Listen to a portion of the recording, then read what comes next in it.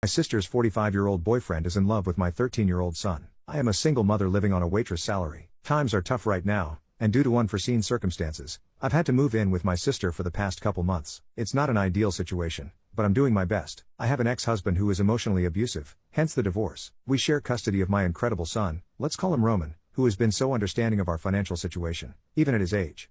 I love him more than I love myself. He is kind and intelligent. He stole my ex-husband's face, unfortunately, so he's beautiful. Every mama will say their son is beautiful, but my kid really is stunningly gorgeous. The amount of adults my age and older who have given him the creepy and unwarranted "he's going to be a heartbreaker in a few years" comments would alarm you.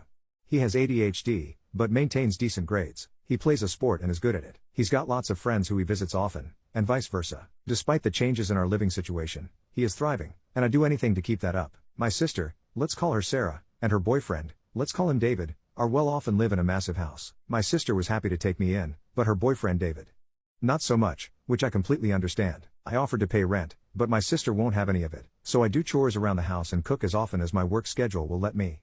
I never saw much of David anyway. He was often at the bar with his friends, or working, or locked in his room playing video games. When we did see each other, he acted like I didn't exist. My son Roman was staying with his dad for a while as I was figuring things out, and I was worried about David's attitude once my son moved in with us.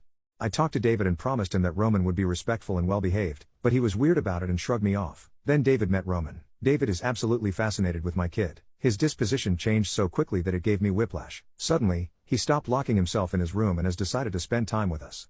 Well, mostly my son. He helps Roman with his homework. He watches all of Roman's favorite shows so that they can talk about them together. He buys him food and gifts. My sister Sarah is over the moon. She's been telling me about how us moving in has been the best thing for their relationship, because David is happier now. I thought it was sweet at first, but in the back of my head, I think something more nefarious could be going on. To paint a clearer picture, I've noted some other changes. I've noticed that I can't decide whether they're innocent or not. David texts my son often, which wouldn't be weird, except he does it while he's at school. The texts themselves aren't weird at all, but David lightly scolds him for not replying sometimes. Before my son moved in, David was rarely ever home during the afternoon and evenings. He'd stay out after work and go drinking with his buddies until late in the night, a habit he's had for years, according to my sister. Now, he's home all the time. He gets home before Roman gets off the bus, around 3:15 p.m. if he's not at practice, and stays home all day, even offering to babysit while I'm working through the evening. He still drinks, just in the house. Last Wednesday, I woke up to use the bathroom during the middle of the night. To get to the bathroom, you have to pass by my son's room. I was surprised to see that the door was closed all the way, since Roman always likes it open because his room gets hot at night. Also, he has been staying up late texting his friends lately, which has caused him to sleep through his alarm and miss the bus some days.